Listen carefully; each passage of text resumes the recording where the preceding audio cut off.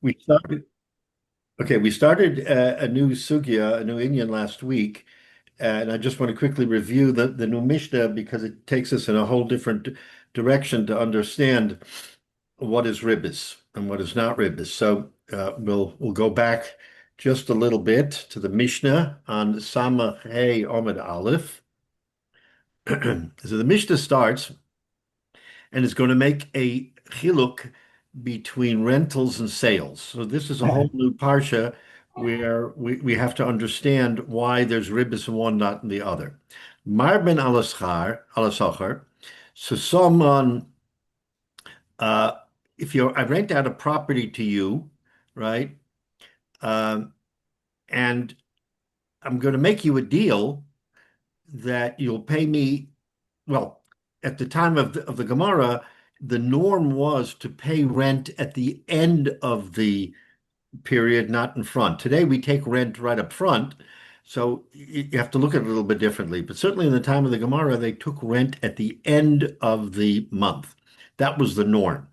So, and okay, that's step one. Step two, there's something called netaravoy, which is that if you delay receiving payment, that might be considered ribbis because you're giving something over and above the loan. So that's something that we have to think about is whether or not that comes into the picture here. Okay, so Marban Oschar, one, if you rent out a property and you delay getting the money for the payment. Ve'ein marben alamecha, but you can't do the same for delaying for a purchase. You can do it for a rental and not for a purchase. What does that mean? Ketzad. Hiskalo is chatzero.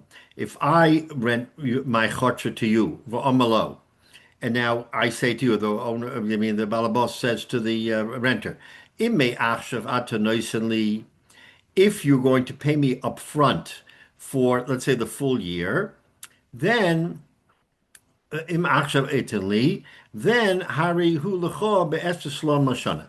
Then it's 10 sloim for the entire year if you pay me up front. V'im shal chodesh b'chodesh, but if you pay me monthly, which you're entitled to do, it's sela la chodesh, and it comes out to be 12 because you're paying more. So that's the scenario. And the Mishnah says that's not ribbis. And when we look at it, we ask the question, why isn't it ribbis? Because you're making a deal and getting more money. All right. So we'll hold that for a minute. I mean, I think we understand it already, but let's just hold that. And we'll say that mutter. Now, mochalo sadehu, if a person sold his field to someone, v'omalo, and says to the buyer, if you pay me right now, if you pay me right now, harihu shalcha be'elef zuz, then I'll turn over title to you, and you're going to give me 1,000 zuz, and it's yours. However, im lagoren, but if we make the deal today, but you don't have the money or whatever the reason, you want to pay me, goren is the threshing period when there's activity on the field and there's money to be had. B'shnei also mana, then it's 12 mana. So it's kind of the same situation as the rental, but it is in the form of a sale. And if you delay payment for the sale, then says the Mishnah Osir, then it's ribbis. So now we have to understand why there is a chilik between a rental and a sale. Okay, so now comes the Gemara and says, Maishno Reisha, Maishno Seifa. What's the chilik between the Reisha and the Seifa? In the Reisha, you can increase the amount of money you get for a delay, and it's not ribis. And by sale, you can delay the actualization of the deal towards the at the end, and being here the threshing season, and it is considered ribis. So that's the kasha that we're going to go try to explain. So Rabbi and Rabbi Yosef Damatravayu, Rabbi and Rabbi Yosef both say, Schiras ein mishtalemes ela b'sof. So that's what we said at the very outset. I said that the norm is to pay for a rental at the end of the rental period, not in the beginning. So basically, I mean, you're not going to get any money. So I don't know if it's a trust factor or whatever it is, but that's the way they operated so that a rental, you don't normally pay it. V'hai kiven de lo motos mane lemigbo. So since for the owner, it's not yet time to collect the money. There isn't any, there isn't, it's not actionable. Then lav, I'm sorry, not to, I said agar, it's agarnata. Lav agarnata lay. Then the agarnater is what's called you get schar for waiting, and that's considered ribbis. So it's lav agarnater because the waiting is not on his cheshbon, it's on your cheshbon.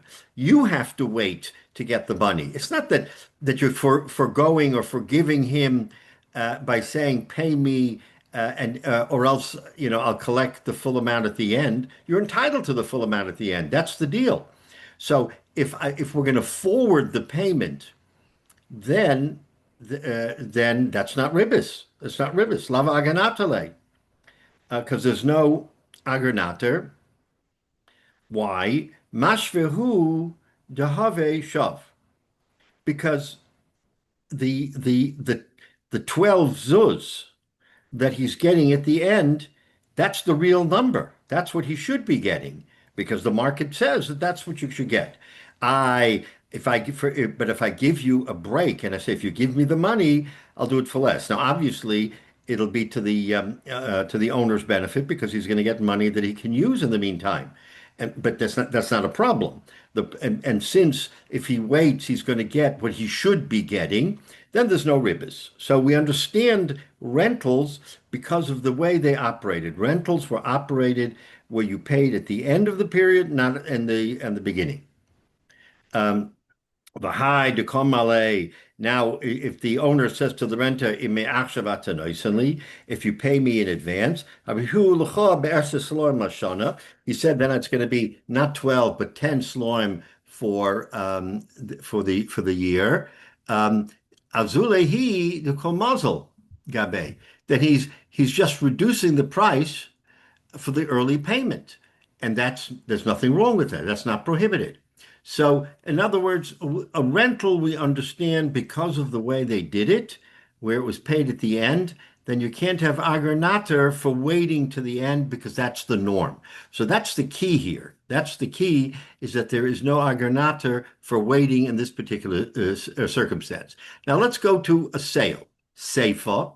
In the case of the sale, kiven de ninu, right? Ubo lemashkel demei ma'achshav. So normally the payment for a sale is up front. That's the way it is. You pay and then you get the field, right? Uh, so the price that he's charging him, that's what we're saying. So the price that he's quoting him is the price that he wants, right? In other words, that's the normal price. There's no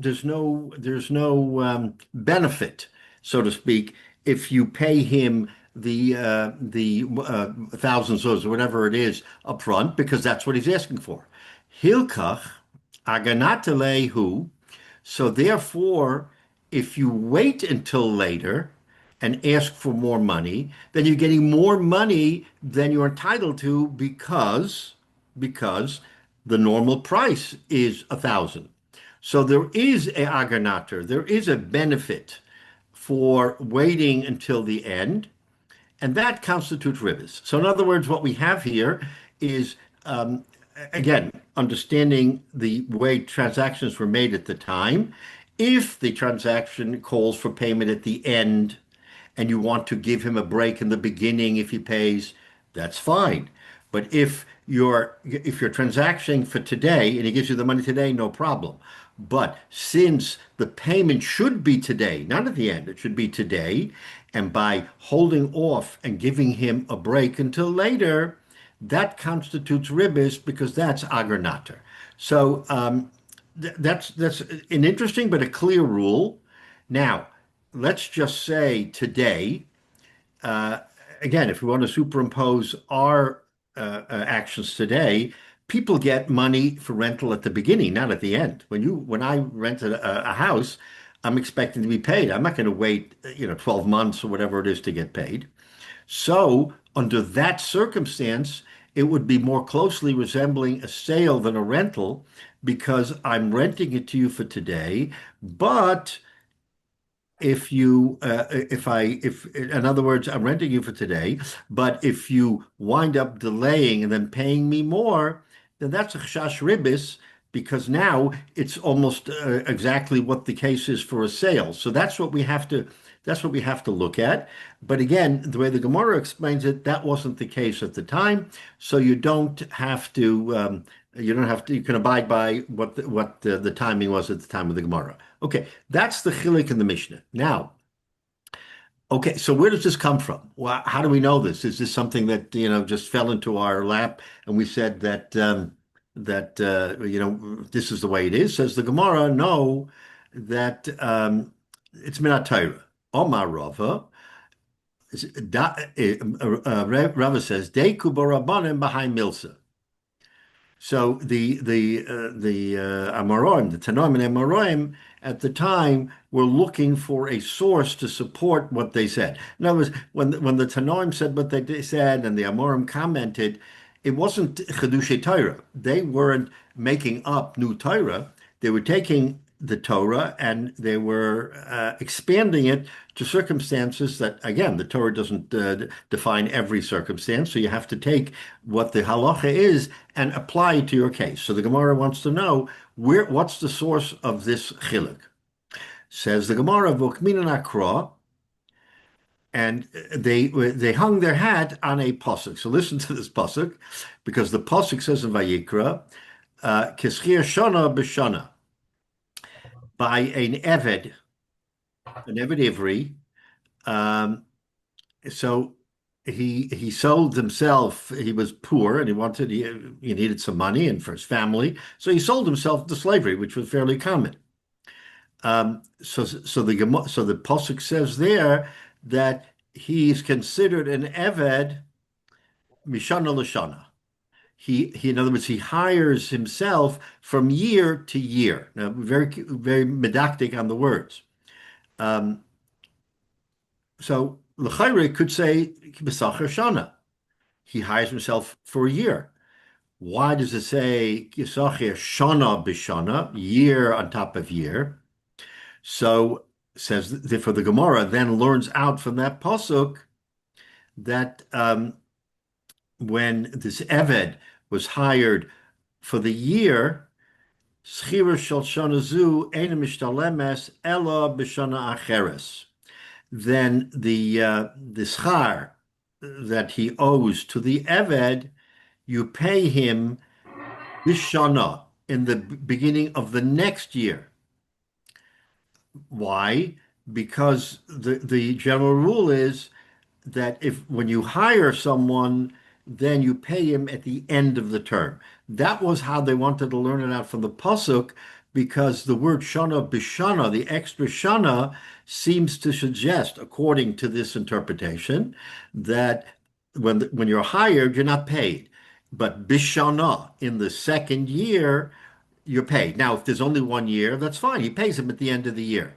But the extra shana, the twist is that the payment is made at the end. So therefore, if he was going to work another year, then he gets paid for 1 year, and then he works the second year and he gets paid for that year as well. So this is how the Chazal interpreted that pasuk, and therefore they said that so the norm is that payment is made by, now this is not a sale, right? It's more equivalent to a rental because you rent, so to speak.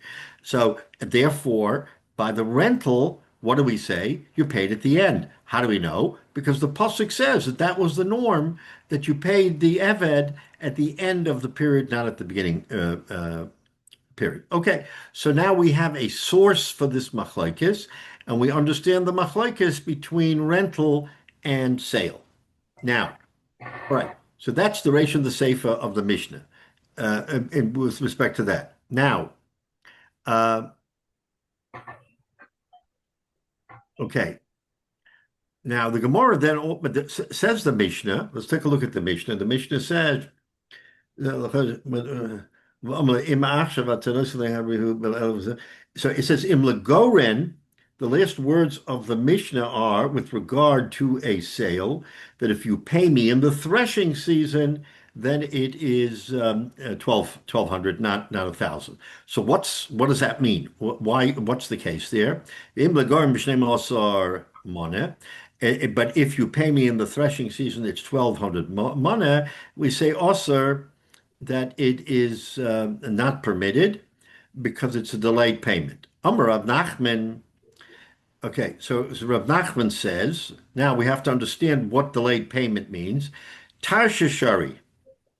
So they had something that they called Tarsha. Tarsha means what we would consider selling on credit. In other words, you don't have an expectation for the money, right? Because you're selling on credit. So you're originally saying that he should pay it at the end, right? So is that different than our Mishnah? L'chara, yes, because he didn't say pay me today for 1,000, pay me at the end of the threshing season for 1,200. That's ribis. That's ribis. But on credit, he never expected the money today. All he said was, Tarsha, meaning that he sold it on credit, then you'll pay me because because I'm advancing you that extra time. And Tarsha, says Rav Nachman, is not ribis. So now we have a clearly defined line between selling for a discount now or agernater waiting for more money, which is ribis, or I'm don't pay me now. There is no payment now at all. It's all to be paid later because tarsha means that I'm selling you on credit. So I'm selling you on credit, then there can't be ribis because there's no expectation that I will get the money now, for which agernater would make that chilik. So this is how Rav Nachman wants to learn. We're going to see a number of different interpretations. So according to Rav Nachman, tarsha, credit is permitted, right?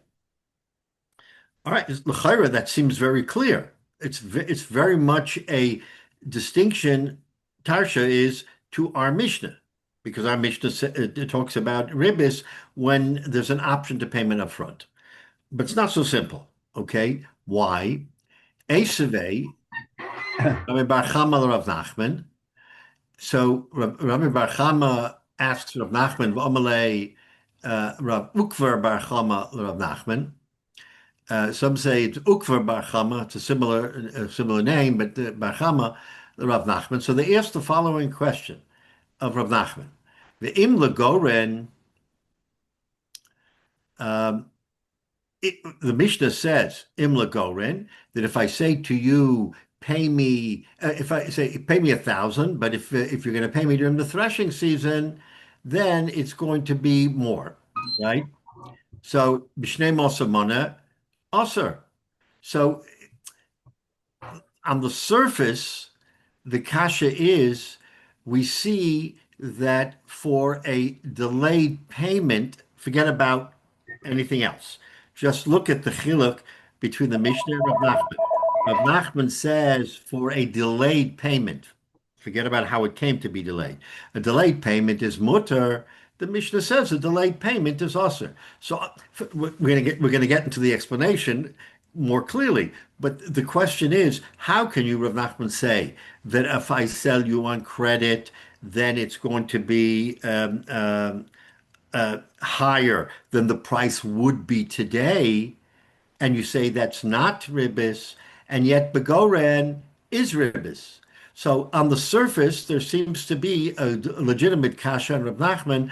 How does he come along? Because Rav Nachman came by later, and the Tanoim already had established the halacha. So you had the halacha of ribis by a delayed payment in a sale. And you, Rav Nachman, come and you're sort of turning on its ear, and I said, no, that's not the case. So how do we reconcile? So again, I hinted on the answer before, but so that's the kasha. Omale, Rav Nachman says, Hosam Katesley. um, there's a chilik in how you present the deal. That's very important. Hossam Katesley, in the case of the Goren, where in other words, he said to him, "You pay me today, it's 1,000. You pay me in the Goren season, it's 1,200." So what did he do? He articulated, and I'm saying that with a heavy accent, he articulated a sequence of pay me now or pay me later. Pay me now 1,000, pay me later 1,200. Hocha locatesley. In the case of the Tarsha, he didn't say to him, pay me now or pay me later. He said, I'm selling to you on credit, period. No other words had to be stated. I'm paying you, I'm giving you credit, and you'll pay me X dollars. Now, if X dollars is more than the price would be today, so what? He didn't offer him a price today. He just said, credit, and you'll pay me 1,200 zuz. So that's the chilik, says Rav Nachman. It's not that one is interest and one is not interest. One never became a question of ribis because the outline of the deal didn't allow for an early payment or a late payment. That's what triggers ribis. The aganater triggers ribis because you're going to pay more for waiting, and that the Chachamim said is ribis. But if I don't give you an option, I'm selling to you on credit. Now, if the guy says, I want to pay it now, I mean, wanting if he wants to pay it now and push up and get a discount, that's never ribis. But he never gave him the option to say, in other words, the trigger is that the lender or the seller is the one who has to say now or later. And if he doesn't say now or later, he says only later, there's no aganater, and therefore there's no ribis. So that's an interesting chiluk, is that it depends on how the deal was presented, whether or not it gives the buyer an option. The buyer may be very happy. I don't have to pay for 12 months and I get credit and all this other stuff. You see all these advertisements that they want to induce you to buy something that you have a year to pay and no interest, this, and this. So you see that when you're a credit buyer, it's different than, in other words, when they offer you that credit, they're not saying pay us now. At the very outset of the advertisement, say don't pay for 12 months. It's credit. So there isn't agernata because there's no waiting and then getting a benefit for the waiting. So that's really the chilek, and it's going to be important as we go forward to understand what Reb Nachman's theory is that there's no agernata because you never offered him an option. Okay. Que- question, kind of for Stewart, I think, which if he's there, which is I've heard from some people in Israel that apparently it's the norm that for any significant purchase, but we're not, but whether not talking about thousands of dollars, even $100 equivalent, that there's a standard procedure to say, do you want to make this in payments, three payments, four payments, that kind of a thing, with of course, no interest. That your experience, Stuart? I had no experience with that at all, so I can't Oh, tell. okay. So interesting. Might depend on the But location. there was never going to be an interest charge, Menashe, Right, right? It was right. just But the so, idea is that when you make the purchase, you get that choice of how many payments do you want to make it over, over how many months, et cetera. no, Well, that's very nice that they give Yeah, someone an option, but they're not triggering a question of ribis by right, saying, if I give you the extra few months, you'll pay me right, a few dollars more. right. in Israel, but in Israel, you have the option for just about anything of paying it off over 12 months, basically, instead of paying it all at one time. Oh, okay. So that does match. Okay. Yeah. That's I, what I I want. mean, part of the theory, I imagine, Stuart, is because money is tight and therefore many people can't pay it right away. So Right. right off the top, they say, you want to buy it, we'll make it good for you. You want it in 3 months, 6 months, 9 months. Here, again, yeah, it may not be different if they're selling to someone who maybe can't afford it. But for the most part, if you're a wage earning buyer and you come in then the chayra, yes. I mean, now we have something called layaway, right? So layaway is a circumstance where you pay me in increments until you pay me out. But that doesn't necessarily have to be ribis because the price is $1,000. I'm not raising the price because I'm holding it. I'm just allowing you to pay it in increments before I give it to you, as opposed to the opposite where I'm giving it to you now and then you're going to pay me in increments. So there's no chilik in that regard with respect to ribis because he didn't charge you more. If he charged you more for the layaway, that would be a different circumstance. But layaway, the whole idea is that he wants to make the sale and he's willing to wait, and he knows that the buyer can't afford, and so therefore he's willing to make the deal. Otherwise, he won't have a sale because they can't afford it. People can't afford it. So that's an interesting chilik. But now we understand that tarsha is a clear demarcation from ribis because there was no option given. And when an option isn't given, then waiting for the money, aganater, is not applicable. Okay. Now, so that's Rav Nachman's presentation of Tarsha. Now, here's another presentation. Rav Papa comes Rav Papa, and he says, "No, I'm good. I hold the Tarsha is different. Why? So, what did Rav Papa do? Rav Papa was a very wealthy man, right? So it turns out that it's very interesting. He made his money in beer. He he um, he sold beer.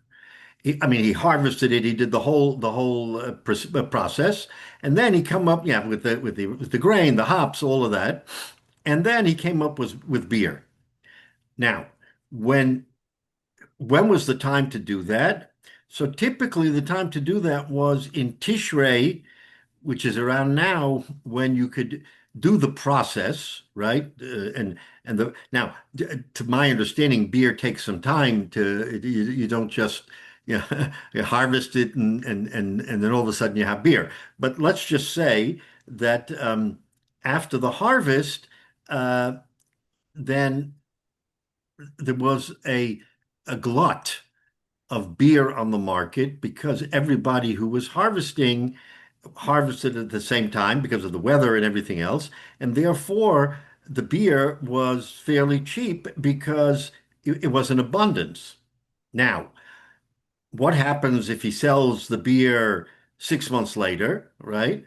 He sells it why in Nisan. It was in Nisan, says the Gemara or Rashi. But why in Nisan? It's right before Pesach. He can't use it. But let's just say in Nisan, when he sold it 6 months later, um, then it was more expensive because there wasn't that much on the market, and supply and demand is not an isser, so you sell it for more money because you wait. Okay, now, um, so what happens?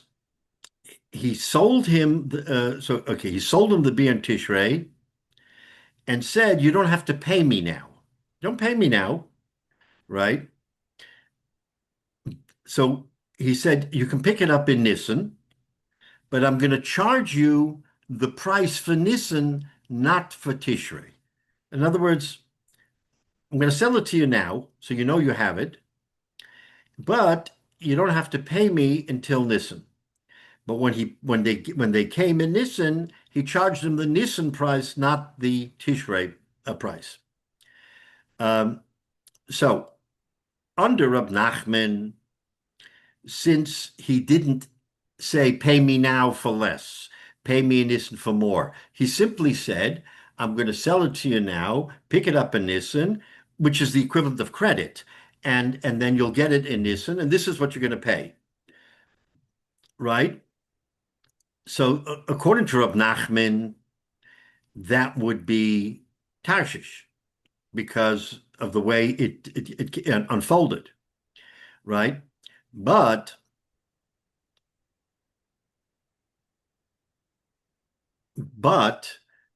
when he charged him for Nisan, in Tishrei he charged him for Nisan, so that already was a problem because the price in Tishrei was less. So now this is l'chayra agernater. He didn't give him the option, but he did say that you're gonna pay the Nisan price. So doesn't that really look like agernater? Because he is charging, he's selling now for pickup later, and later the price will be more than it is now.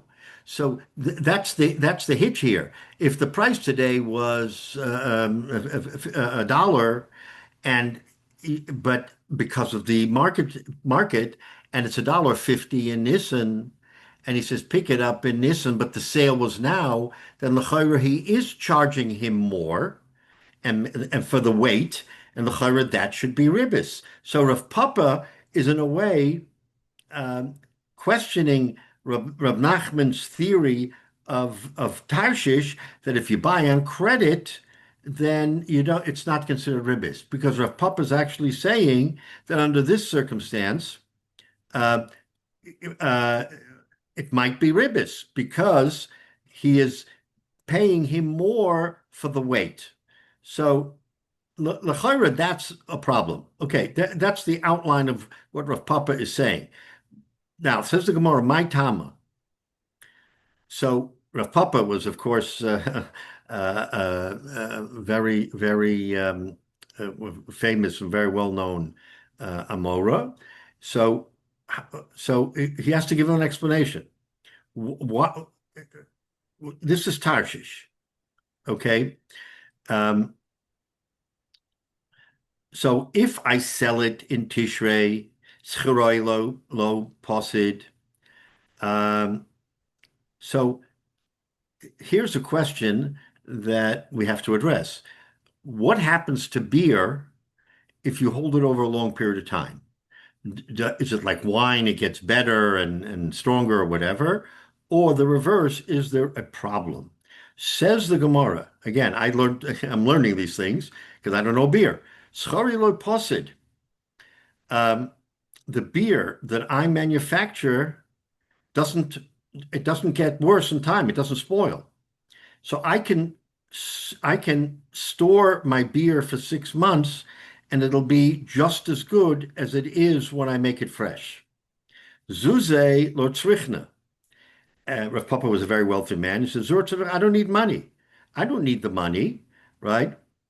So I can wait until Nisan, and then with the price will be higher. I'll sell it Nisan. What's the difference to me? Anahu deko avidna milsa gabilokeach.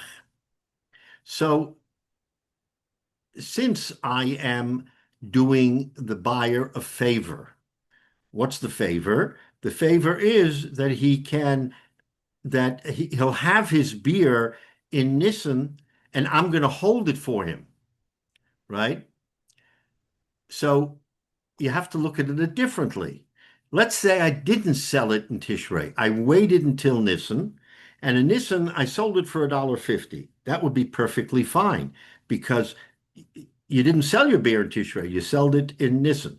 Now that I sold it in Tishrei and charged him a Nisan price and held the beer for him because it would be just as fresh, that you can't consider that to be agernater, because that's a transaction where he is benefiting for whatever the reason. He doesn't need the beer now, the buyer. He says, I want the beer later. And if I get the beer later, I'm very happy. So Rav Papa says, then I shouldn't have sold it to him. I should have waited till Nisan, charged him the Nisan prices, and everything would be fine. So what's the benefit to me that I sold it to him in Tishrei? There isn't one. So Rav Papa wants to interpret the Tarshish, the permission of Tarshish is because there was a reciprocal benefit. That's Rav Nachman doesn't say that. Rav Papa comes and says there was a reciprocal benefit because I held it for him, and therefore he could enjoy a fresh beer. Maybe if he would have gone to another vendor, he would not have gotten as good a beer. Maybe other people didn't have as good a process, and they would not have been able to benefit in the same way. But with me, I don't need the money, and you'll get a better beer. You'll get the best of the beer. So l'chayra, when there is a reciprocal benefit, as there is here, so Rav Papa interprets that as not being Tarshish. There's no Tarshish involved here because of the reciprocal dealing. So okay, so now we have Rav Nachman and we have Rav Papa. So Rav Papa is mechadish over on top of Rav Nachman that Tarsha is permitted in the circumstance that he presents, where he is selling it to him. He's taking the, in other words, he's selling him for a higher price because of the credit, and it's not considered agernater because Rav Papa, it's kind of like I didn't have to sell it to you now. I could have waited. There would be enough customers in Nissan. I'll sell it to a Nissan. You want to be first in line? Fine, first in line. But there's no benefit to being, from a price standpoint, you'll get your beer, but you're going to pay the price that I would have gotten in Nissan. Therefore, there's no aganata. So, Omar Rav Sheshes, Brei Idi Rav Papa. So, so now Rav Sheshes is trying to understand Rav Papa, and he says to Rav Papa, "My chozamar." What does mar? I mean, mar referring to it's a choshev title. My chozamar. What is mar? What do you, Rav Papa, see? The koazlis basadidach. Why do you look at the deal from your point of view and say, from your point of view, I'm not getting any schar. There's no aganater. I'm not getting any schar for waiting because I clearly could sell that beer in Nissen and get my price. So I'm not benefiting in any way. Therefore, it's not aganater. From your, meaning from the seller's standpoint. Zil bossa de day. Flip it around and look at it from the point of view of the buyer. The ilu havalahu zuze havashakle behashta. Let's say the buyer had money, right? And he could buy it in Tishrei, which we said was less expensive because of the glut on the market. So if he'd have money, then he would buy it for the lesser amount. Hashtag lesle zuze. Now that he has no money, shakle kiyukul lekame. Then I have to buy it at the more expensive price, and that's ribis.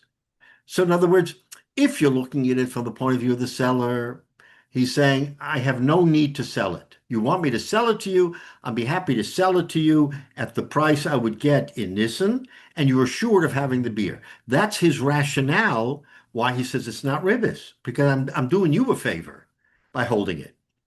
So Rav Sheshes then says, okay, that's from your standpoint, but from the standpoint of the buyer, it looks like ribis, because he's saying, if I had cash, I would buy it in Tishrei for the Tishrei price.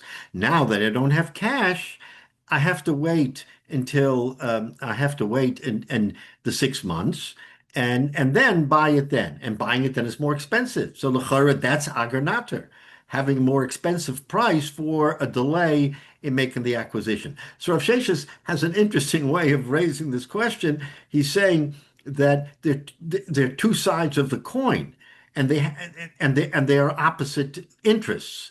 So l'chayra, from one standpoint, it's not agernater, but from the other standpoint, it is agernater. So that's Rav Shesh's kasha on Rav Papa, is how do you reconcile that? So the Gemara doesn't go into that right now, but that's a food for thought.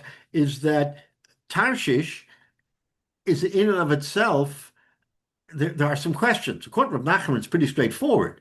The reason why Tarshish works is because there's no alternate price.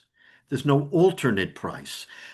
Rav Papa's version of Tarshish, there is an alternate price, but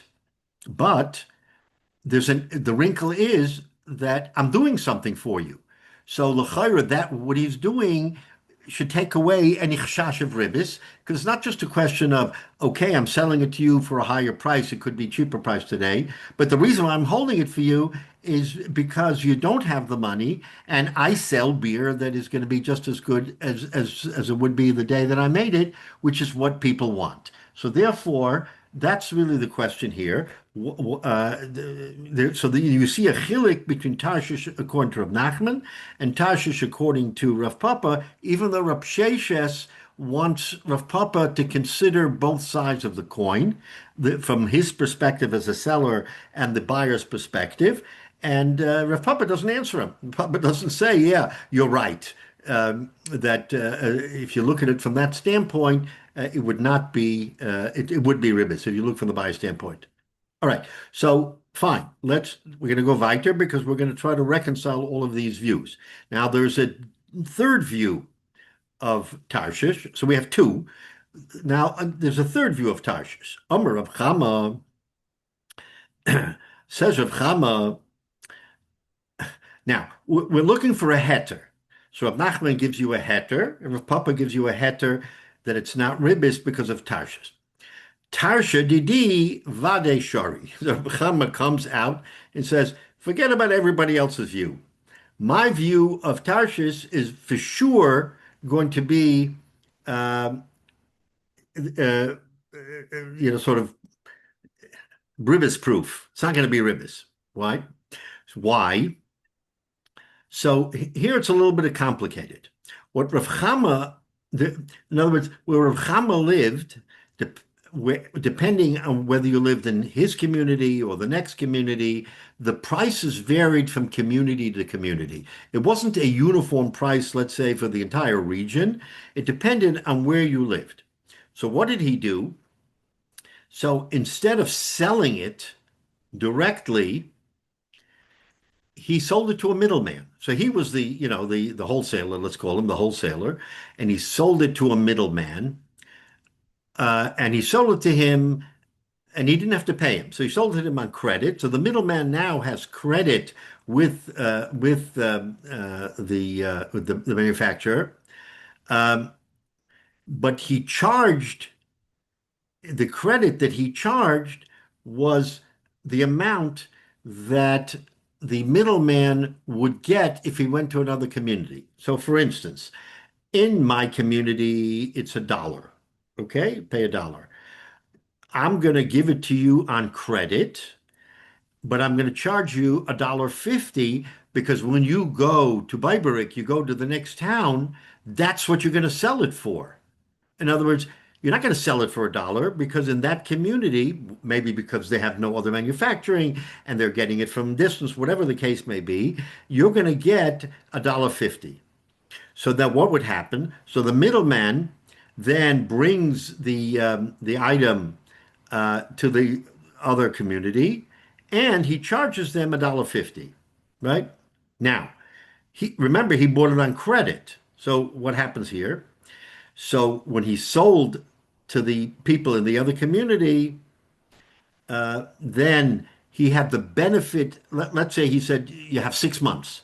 Go out and sell it to the locale. You have 6 months. He goes to the next locale. He gets his $1.50, but he gets it in 1 month.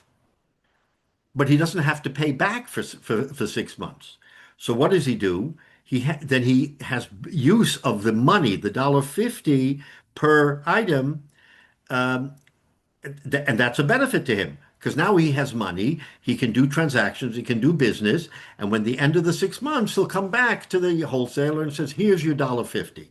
So everybody makes out, right? The seller, the wholesaler makes his money, and the middleman also benefits because he does business with the other guy's money. All right, but there's a problem here, though, which is that normally a wholesaler, and we have a whole idea that you shouldn't charge more than a sixth extra, et cetera. So there's limits on it. But this wholesaler has to make some money on the product itself, or else how is he going to make a living?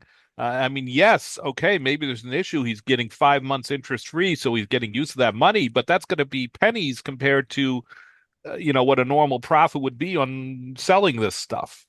So what's your concept? So if you say, okay, in Washington it sells for $1, and in New York it sells for $1.50, and you told me you're going to schlep the stuff up to New York and sell it, so I'm going to sell it to you for $1.50. That's in a certain sense makes sense, but on the other hand, it's like, wait a minute. Why am I bothering to schlep to New York so I can actually make some money? So I can make some money on the 50 cents difference because I got to make a profit. I got to make a living. I'm not just schlepping the fruit from Washington to New York for nothing. You're talking about the middleman. The middleman, Yeah, yeah, yeah. So the middleman is willing to schlep it up to New York, charge the $1.50, which everybody's willing to pay, and get the benefit of time because he makes up with the guy.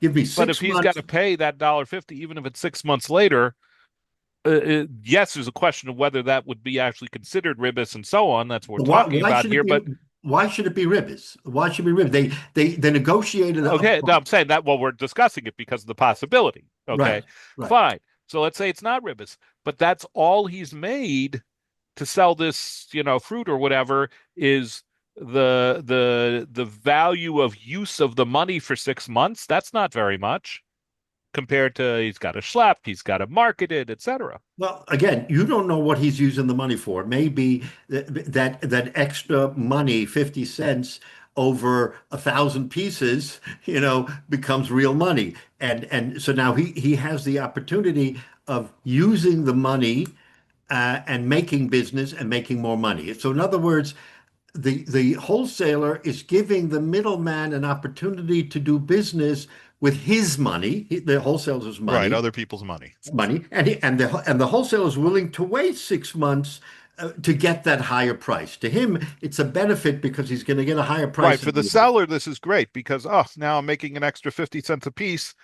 All I got to do is wait 6 months to get paid, but I know Right, this guy's good for it and I'm happy.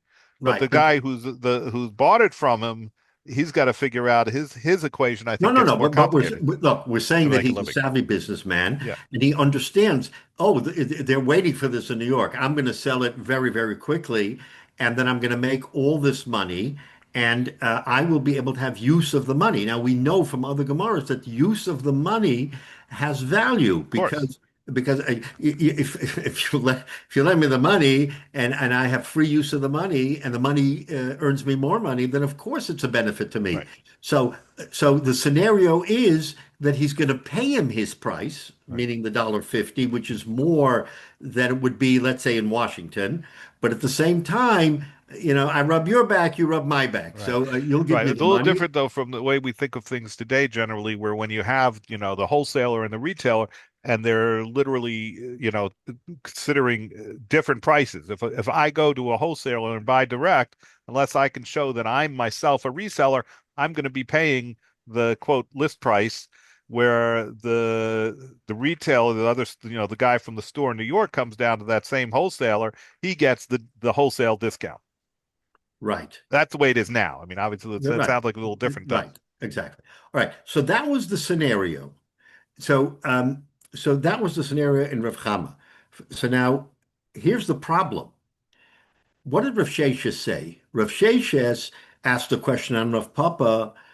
Why do you look at the deal from your standpoint, which seems to be fine?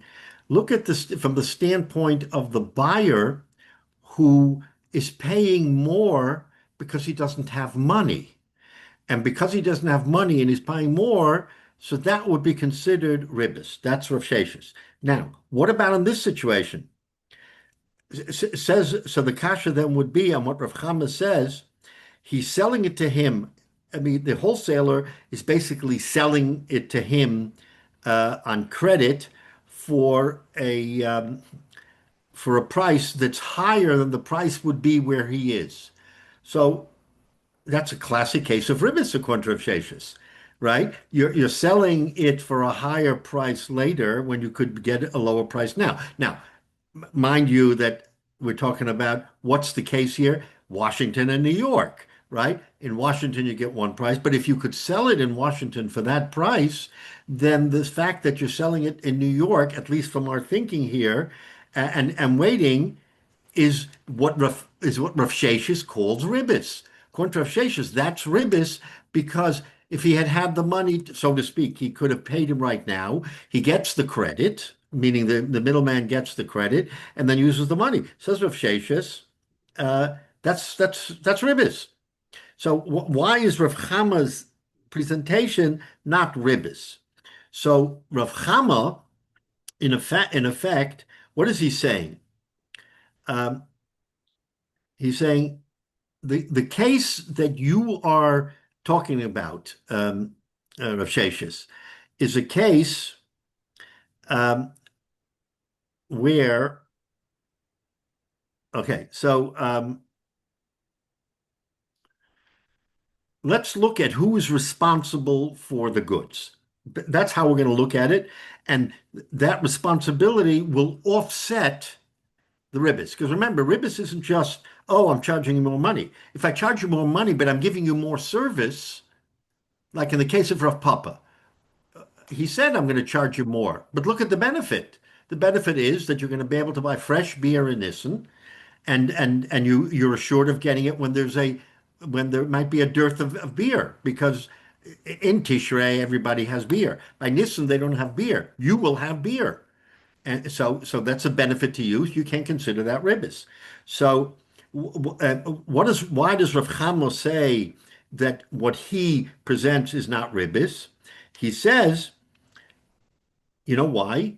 Because you, middleman, aren't chayiv to replace the product if something happens.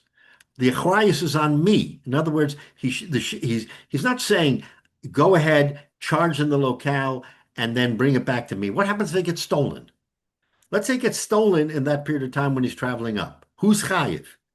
So according to Rav Chama, the burden, the liability is on the wholesaler. He's taking responsibility for everything, and for that he's going to get $1.50 in New York, but he himself can't go, so someone else schleps it, and that's his profit because someone else schleps it, and that other person has use of the money, but he, the wholesaler, is still the person chayiv, right? So what he's saying is, since the middleman didn't accept any achrayus, right, then when did he get the money? He gets the money only after the deal goes through. All the risks are obviated because there was no theft, there was no shrinkage, there was nothing. So the question is, did the middleman make a purchase from Rav Chama? The answer is no. He didn't make a purchase from Rav Chama. Rav Chama, the purchase was 6 months later when he gave him the $1.50. That's when the purchase was. So if that's when the purchase was, then basically Rav Chama gave him a loan, right? It was a loan of the money that he was selling. So when he paid Rav Chama, there was no ribbis. What did he pay Rav Chama? He paid Rav Chama $1.50. What did Rav Chama ask? He asked $1.50. So the fact that the middleman made some money and Rav Chama accepted the achrayus sort of cancels out, right? There's no benefit. Okay, there's a benefit to the middleman, but the middleman also has the benefit of not having the achrayus of any theft or loss. And that's a big thing. You're schlepping goods from one city to another. You could be robbed. You could lose some of it could spill, whatever the case may be. So Rav Chama is saying you have to look at the whole picture. You can't just say, oh, I made money because I could have sold it cheaper here in Washington. Sure, I could have sold it cheaper in Washington, but I sold it in New York with risk. And according to Rav Chama, that risk negates the price that I would have gotten here for cheaper. So in other words, you look at it from the whole picture, and therefore there's no ribbis. It's a very interesting proposition because according to Rav Chama, in a sense, it's a little bit like Rav Papa's view that I'm selling beer because my beer is better. Okay, that was a justification why it's not ribbis. And in Rav Chama's case, the justification is because I'm taking all the achrayus.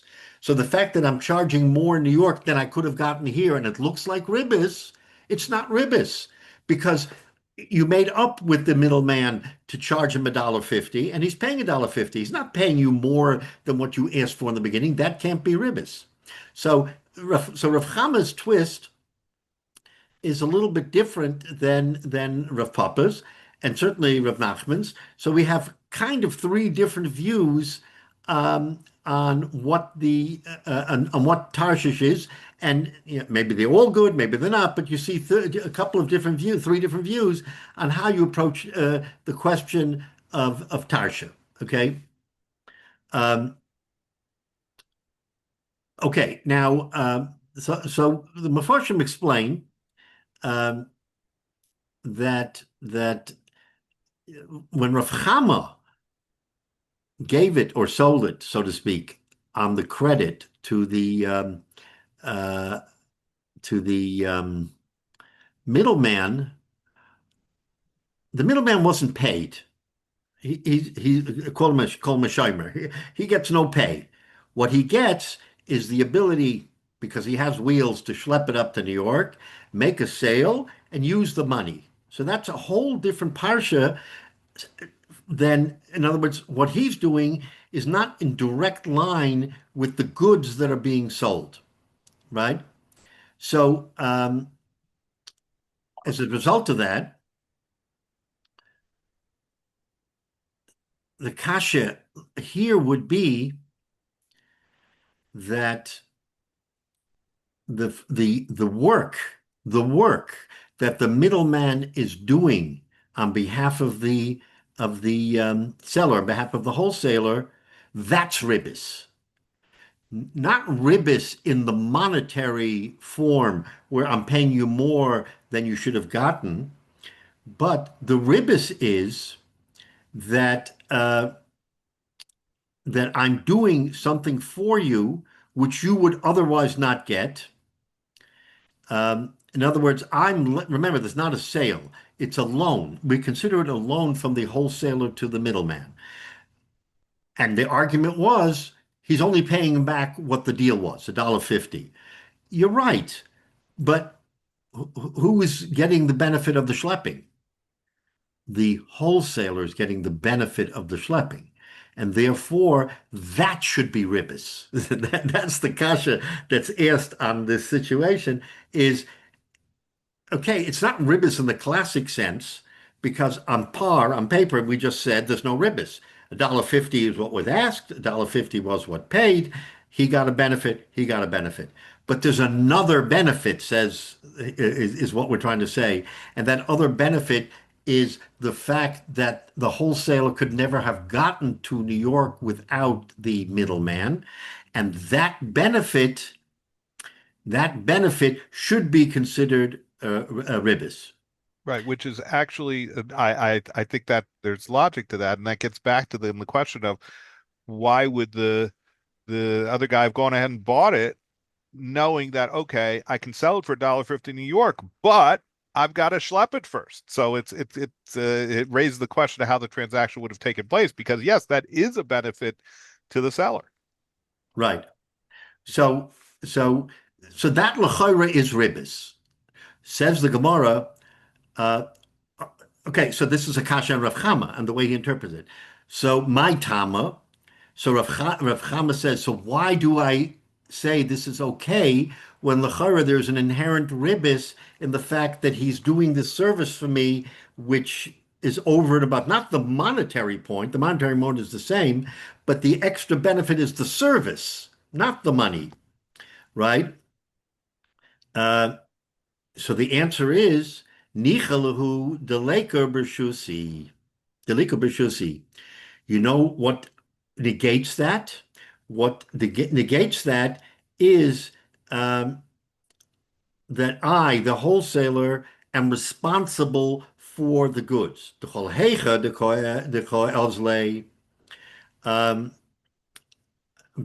in other words, when they get the benefit, when they get, in other words, shivkele tiva. Okay, so there are benefits to what I'm doing. Why? Because I'm selling it and let's say I sell it to a Talmud Chacham. I sell it to a Talmud Chacham, and therefore, again, you have to understand at the time of the Gemara that normally I make the money, and he says I have to pay the taxes, the mas for selling it. There's an exemption if you sell it to a Talmud Chacham. That was the carve out that if you sold it to a Talmud Chacham, you didn't have to pay the tax, right? V'naket lehu shuka. And also, they have privileges, other privileges that in other words, they stop all the trading until this transaction is completed to make sure that Talmud Chacham gets his.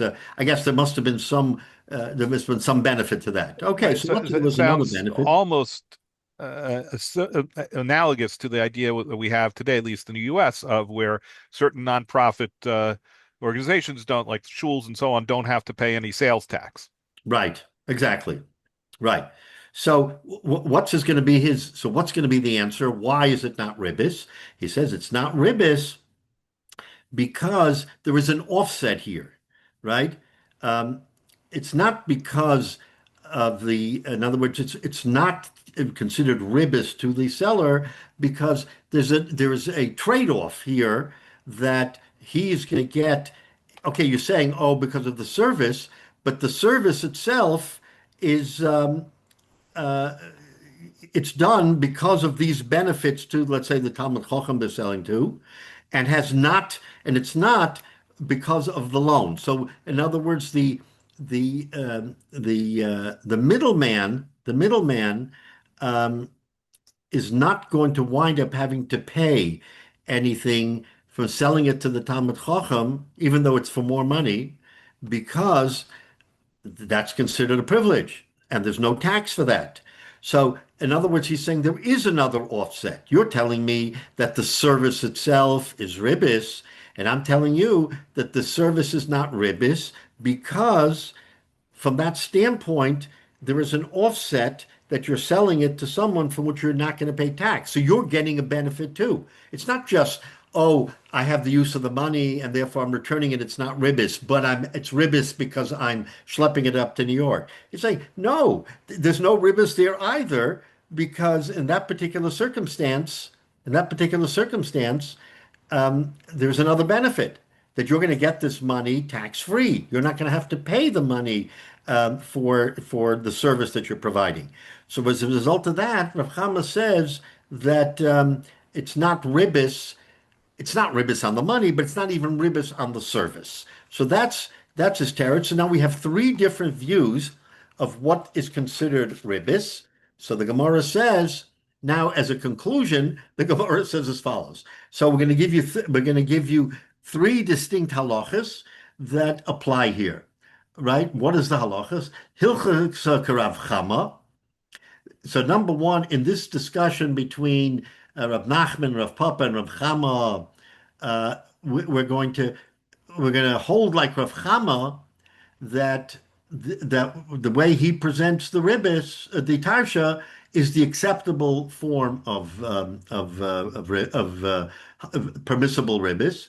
The hilchos of Rabbi Eliezer and the halacha is like Rabbi Eliezer, which we said earlier that what the Rabbi Eliezer holds that he has a machlokes to Rabbi Yochanan who says you can never do tshuva or whatever for ribis. He's saying no, you can do tshuva because the court can reclaim the ribis, and once they reclaim the ribis, then you've done basically your tshuva. The hilchos of Rav Yanai, and the halacha is like Rav Yanai. What did Rav Yanai say? They're going to remind us. The Omar Mali Hain Mali de Mehen, because in the machlokes that we had earlier, the Rav Yanai says that if I sell you for advance payment, I sell it to you now for advance payment. We say l'chayra that's ribis, and we say it's not ribis because. And Rav Yana's position was that it's not ribis, but the seller can trade off. He can give him, let's say, the product that he negotiated, or he can give him money. In other words, that flexibility that he can give him one or the other takes it out of ribbis. So these are the three halachas that the Gemara concludes based on this whole sugya, is that in other words, we're being lenient. What we're doing is we're finding ways to be lenient because these are all three situations where it's the best of all circumstances. According to Reb Chama, right, he is more liberal in a way because he's allowing for what might otherwise appear to be ribbis is not ribbis because of trade-offs. So he's being mechadish that trade-offs are acceptable. That's one thing. And the same with Rabbi Lezer. He's being makel because he's saying that you can do tshuva for ribbis, and therefore it's not incontrovertible. And Rav Yana is saying also we're being makel because we're allowing someone to have the flexibility to pay it in whatever fashion, and otherwise you would be stuck with just giving him the goods. This way you can give him the goods and the money. So that concludes this. I think we'll stop here and try to maybe review some of the Rashis because they're very interesting, Mitzvah Shem. But you see from here, this whole inyan of ribbis takes on a whole different view. It's not just what you and I consider ribbis. I lend you 100, you pay me 110, right? I mean, there are nuances to ribbis that the Gemara is now introducing to us that it's really food for thought. Am I over ribbis in a transaction that l'chayra there is no ribbis? I don't see ribbis, but yet we're digging in and we see that there's the potential for ribbis even in those kinds of circumstances. So that's really what's fascinating in the Gemara. We'll pick it up next week.